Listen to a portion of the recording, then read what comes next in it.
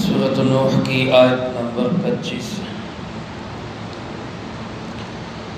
الحمدللہ وکفی وسلام علی عبادہ الذین اصطفی، خصوصاً علی سید الرسل وخاتم الانبیاء وعلى آلہ واصحابہ الاتقیاء۔ اما بعد فاعوذ باللہ من الشیطان الرجیم، بسم اللہ الرحمن الرحیم۔ مما خطیئاتہم اغرقوا فادخلوا نارا فلم یجدوا لهم من دون اللہ انصارا۔ وقال نوح رب لا تذر على الأرض من الكافرين ديارا إنك إن تذرهم يضلوا عبادك ولا يلدوا إلا فاجرا كفارا۔ رب اغفر لي ولوالدي ولمن دخل بيتي مؤمنا وللمؤمنين والمؤمنات ولا تزد الظالمين إلا تبارا۔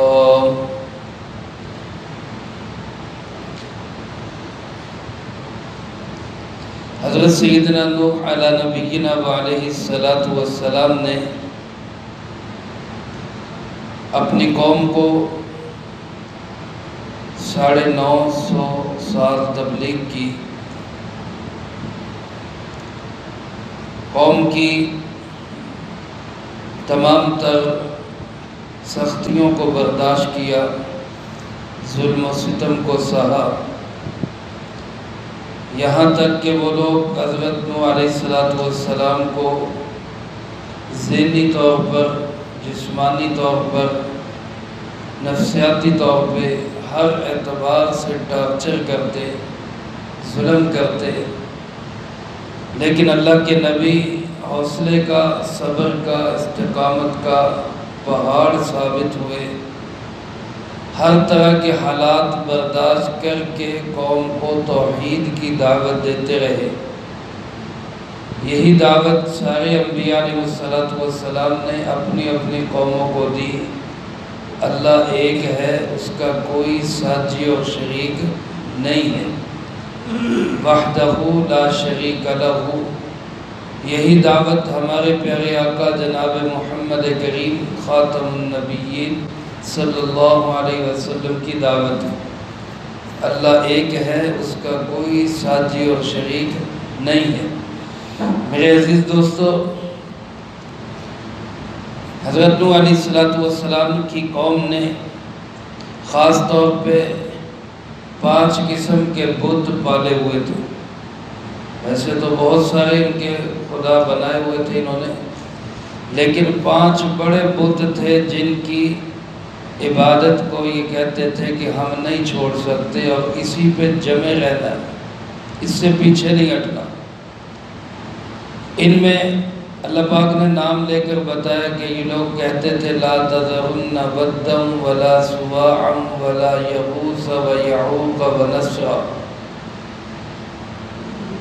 حضرت شاہ عبدالعزیز رحمۃ اللہ علیہ وہ لکھتے ہیں اپنی تفسیر کے اندر کہ یہ 5 بت آج بھی موجود ہیں، یہ نہیں کہ اس زمانے میں تھے آج نہیں ہے، آج بھی موجود ہیں۔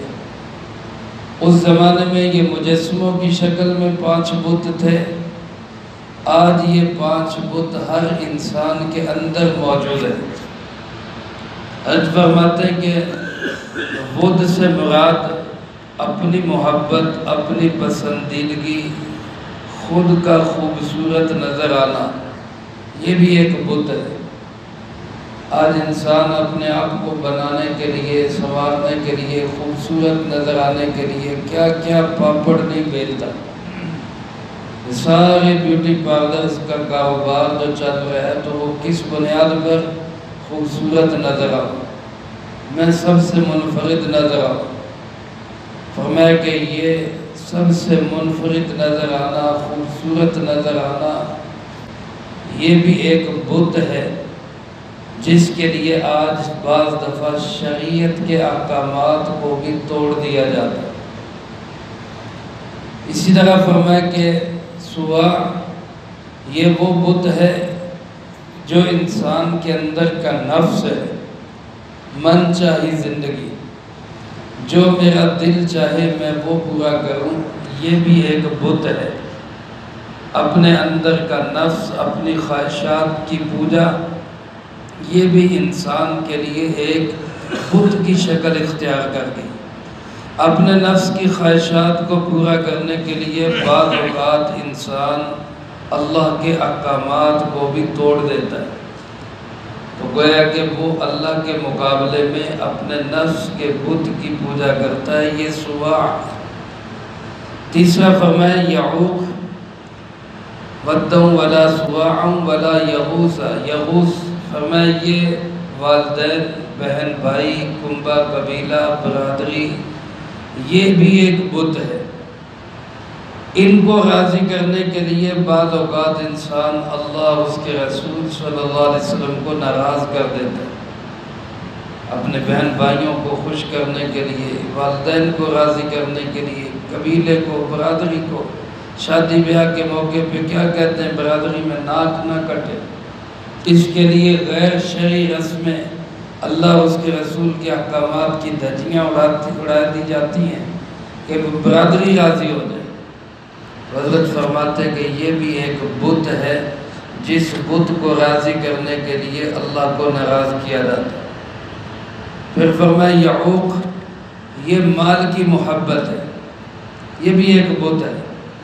مال کمانے کے لیے، مال حاصل کرنے کے لیے، مال جمع کرنے کے لیے انسان اللہ کے احکامات کی دھجیاں اڑا دیتا ہے، حلال حرام کی تمیز بھول جاتا ہے، اور پھر مال کو اپنی مرضی سے جمع کرتا ہے، مرضی سے خرچ کرتا ہے، گویا اس بت کو راضی کرتا ہے اور اللہ کو ناراض کر دیتا ہے۔ اور پانچواں فرمایا نصر، یہ شیطان کی شکل میں بت ہے، یہ بھی انسان کے اندر موجود ہے۔ حدیث پاک میں شیطان انسان کے اندر ایسے دوڑ رہا ہے جیسے خون انسان کے اندر دوڑ رہا ہے، جیسے خون چلتا ہے ایسے شیطان بھی چلتا ہے۔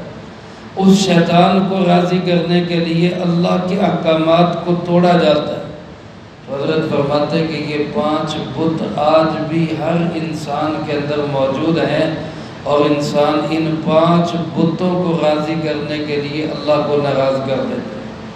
تو گویا کہ اللہ کے مقابلے میں ان 5 بتوں کی عبادت کرتے ہیں۔ میرے عزیز دوستو، میں نے آپ نے اس بات کی بھی کوشش کرنی ہے کہ ہم اپنے اندر کے بھی ان 5 بتوں کو پاش کریں، ان بتوں کو توڑیں۔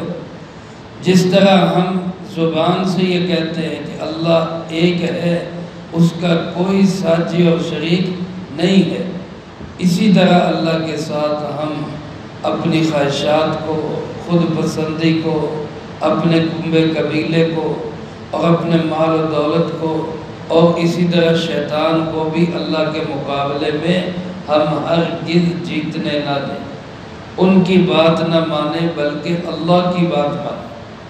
تو بہرحال ان بتوں کو سامنے رکھنے کی وجہ سے اور اس کے علاوہ بے شمار گناہوں کی وجہ سے اللہ پاک فرماتے مما خطیئاتہم، اس قوم کی انہی خطاؤں کی وجہ سے، خطیئات جمع کا صیغہ ہے، جس کا مطلب ہے اس قوم کے اندر ایک خطا نہیں کئی خطائیں تھیں۔ اللہ پاک فرماتے ہیں ان کی خطاؤں کی وجہ سے، ان کی غلطیوں کی وجہ سے اغرقوا، اس قوم کو ڈبو دیا گیا۔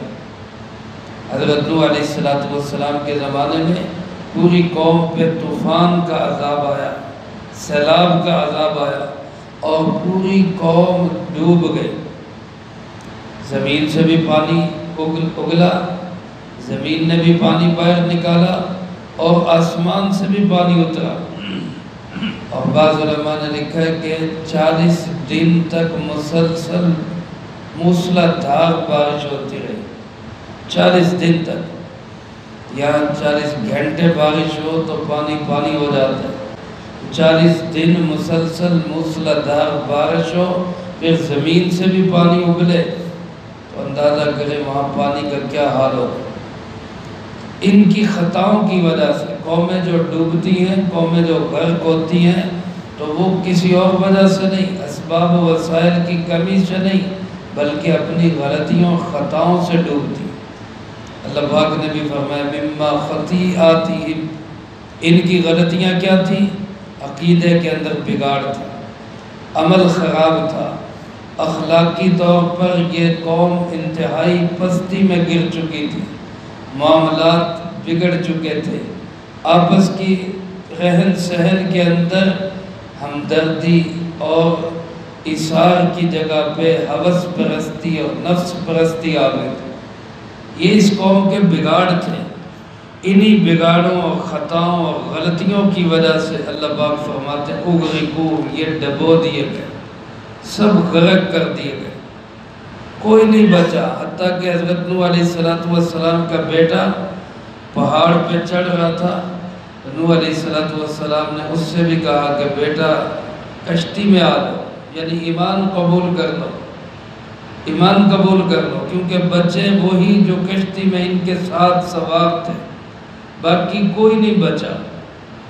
تو بیٹے نے کہا کہ جناب صحابی الی جبل یعصمنی من الماء، میں پہاڑ پہ چڑھ جاؤں گا، وہ مجھے پانی سے بچا لے گا۔ حضرت نوح علیہ السلام نے فرمایا لا عاصم اليوم من امر اللہ الا من رحیم، آج اللہ کے عذاب سے کوئی بچانے والا نہیں سوائے اس کے جس پہ اللہ رحم کرتا، کوئی نہیں بچا سکتا۔ تو وہ بھی غرق ہو گیا، نہیں کشتی میں آیا، نہیں ایمان قبول کیا، نہیں حضرت نوح علیہ السلام کو تسلیم کیا، تو نتیجہ کیا ہوا؟ سگا بیٹا بھی غرق ہو گیا، ڈوب گیا۔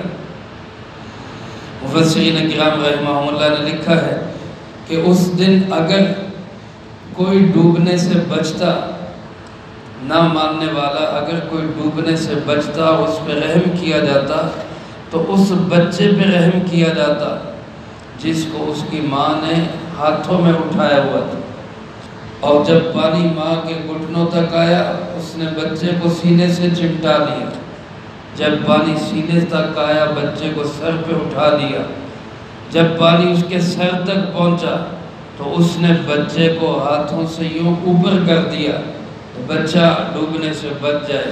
لیکن ایک موج آئی اور جس نے اس عورت کو بھی ڈبو دیا، بچے کو بھی ڈبو دیا۔ یہ صورتحال تھی اس قوم کی کہ بچہ وہ کافر ماں باپ کا بچہ تھا، آخرت میں اس کے ساتھ جو ہوگا سو ہوگا، لیکن دنیا میں جب عذاب آتا ہے تو اس میں پھر بچے بڑے بوڑھے سب رگڑے جاتے ہیں۔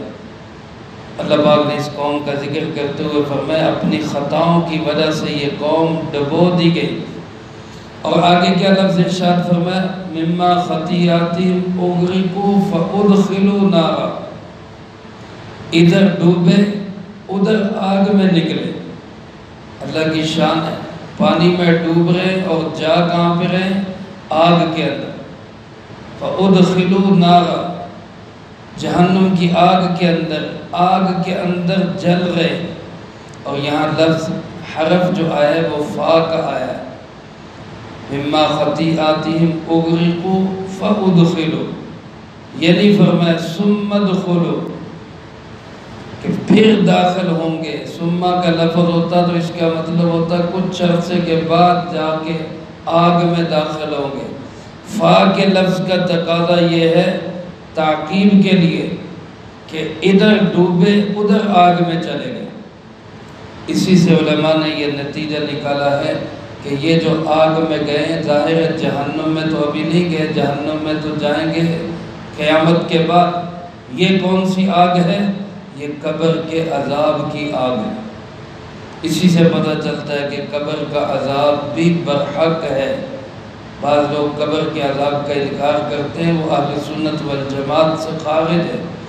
اہل سنت والجماعت کے اس پہ اتفاق ہے کہ قبر کے اندر عذاب بھی ہے۔ جب عذاب ثابت ہے تو جو لوگ نیک ہیں ان کے لیے ثواب بھی ثابت ہے۔ جیسا کہ حدیث پاک میں آپ نے ارشاد فرمایا کہ یہ قبر یا تو جنت کے باغیچوں میں سے باغیچہ ہے یا جہنم کے گڑھوں میں سے گڑھا، خالی مٹی کا ڈھیر نہیں۔ تو بہرحال قبر کا عذاب برحق اور ثابت ہے، قرآن کریم سے بھی ثابت ہے، صحیح احادیث سے بھی ثابت ہے۔ اس آیت مبارکہ سے بھی پتہ چلتا ہے، اللہ پاک فرماتے ہیں کہ پانی میں ڈوب رہے ہیں، ڈبو دیے گئے ہیں، اور ساتھ ہی جہنم کی آگ میں، یعنی جہنم کی آگ کے عکس میں، قبر کے اندر جہنم کی آگ کا عکس ہے۔ قبر ایسے جیسے ویٹنگ روم ہوتا ہے، قبر ایسے ہے جیسے کسی جیل والے کے لیے، قیدی کے لیے جیسے جیل ہوتی ہے۔ سزائے موت کا قیدی ہوگا، وہ جیل میں جائے گا، اب وہاں پہ اس کو کھانے نہیں ملے گے، آرام نہیں ملے گا، اس کو وہاں پہ راحت نہیں دی جائے گی، بلکہ اس کو وہاں پہ روزانہ لتر پولا ہوتا ہے، مار پڑتی ہے، سختیاں برداشت کرتا ہے۔ کیوں؟ آگے چل کے اس نے بڑے عذاب یعنی پھانسی پہ چڑھنا ہے۔ اسی طرح یہ لوگ جو قبر کے اندر سزا کے اندر مبتلا ہوں گے، یہ صرف ان کو وہاں ہلکے پھلکے تھپیڑے ملے گے، سختیاں ہوں گی، لتر پولا ہوگا، اصل سزا تو شروع ہوگی قیامت کے بعد۔ تو بہرحال یہ قبر کے اندر یہ بھی ایک سزا ہے۔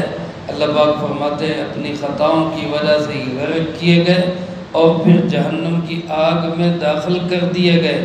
فَلَمْ يَجِدُوا لَهُم مِّن دُونِ اللَّهِ أَنصَارًا، اور انہوں نے اللہ کے سوا کسی کو مددگار نہیں پایا، کوئی نہیں ملا۔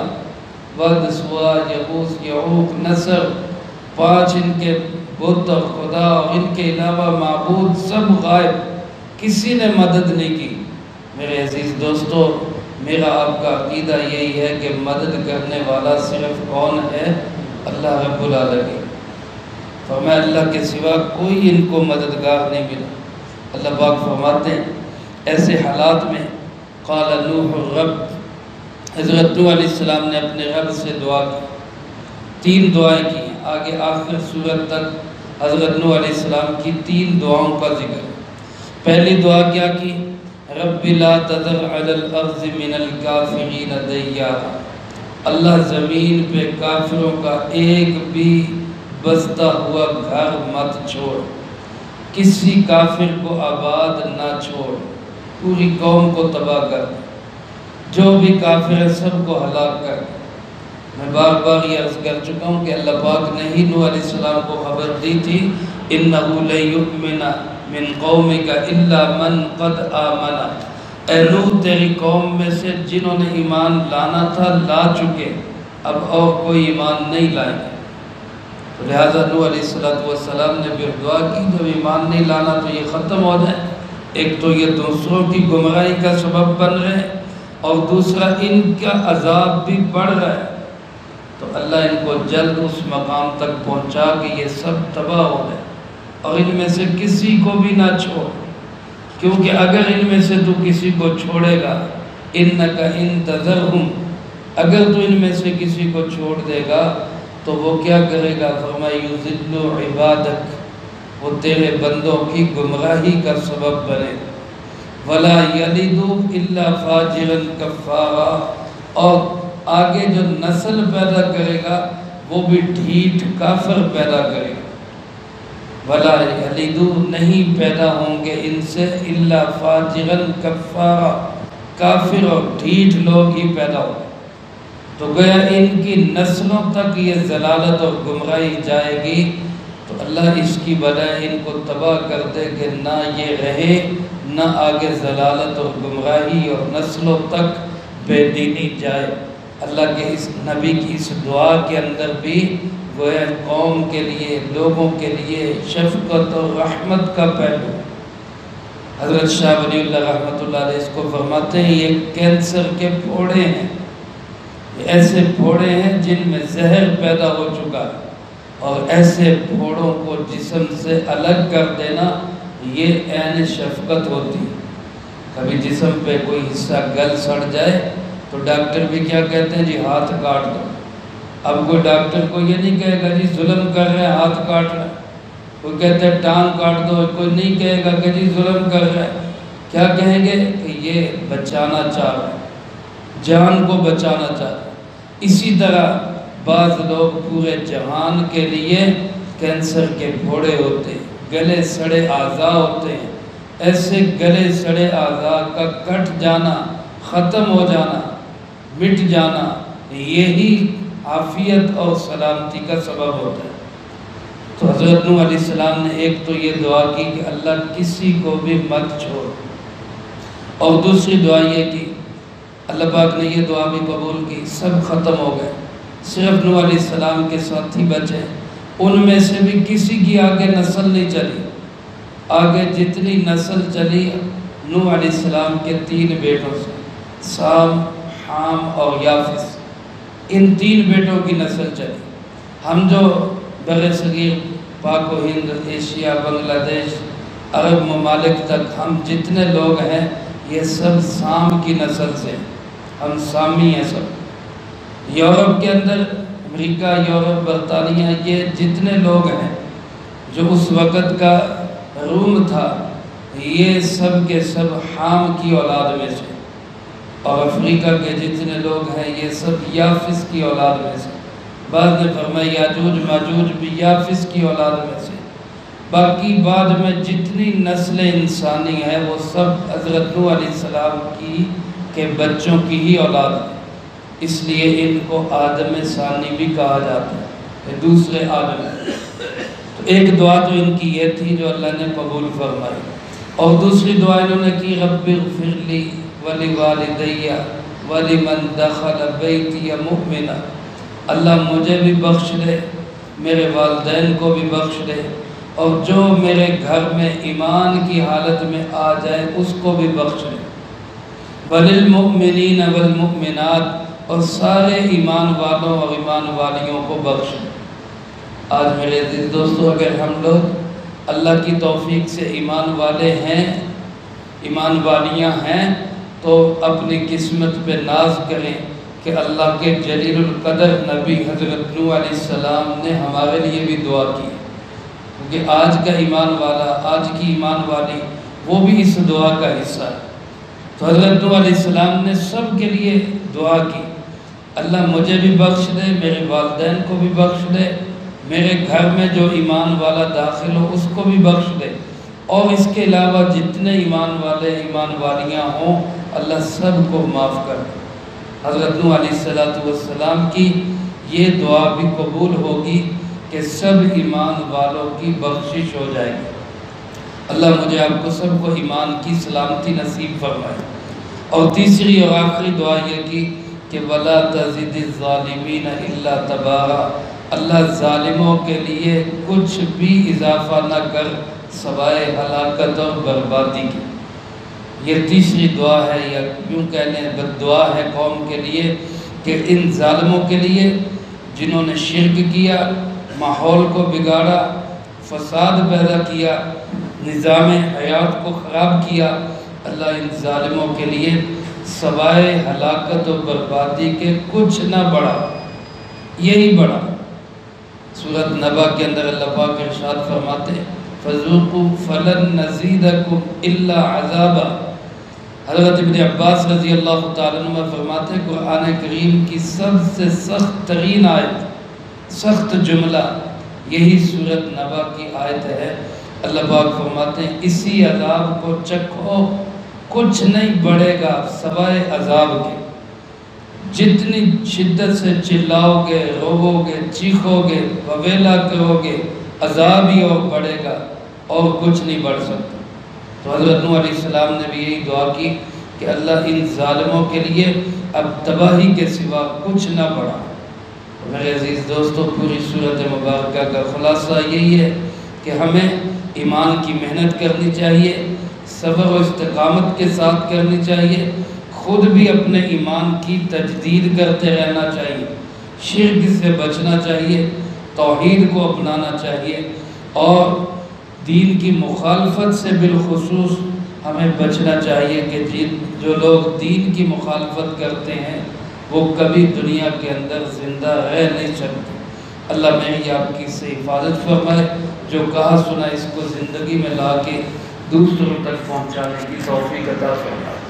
اللہم انت السلام و منک السلام تبارک ربنا و تعالیت یا ذا الجلال والاکرام۔ اللہم اعنا علی ذکرک و شکرک و حسن عبادتک۔ اللہم احسن عاقبتنا فی الامور کلها واجرنا من خزی الدنیا وعذاب الآخرہ۔ اللہم باقیتا کباقیت الولید، اللہم استر عوراتنا وآمن روعاتنا۔ اللہم انا نجعلک فی نحورہم ونعوذ بک من شرورہم۔ اللہم اکفنا بحلالک عن حرامک واغننا بفضلک عمن سواک۔ اللہم اکفنا کل مہم من حیث شئت ومن این شئت۔ رب اغفر وارحم وانت خیر الراحمین۔ رب ارحمہما کما ربیانی صغیرا۔ اللہ پاک سورۃ مبارکہ کے دروس کو قبول فرما۔ اے اللہ اس میں جو کمی کوتاہی ہوئی اپنی رحمت سے معاف فرما۔ اے اللہ پاک اس کو قبول فرما کر اس کا پورا جو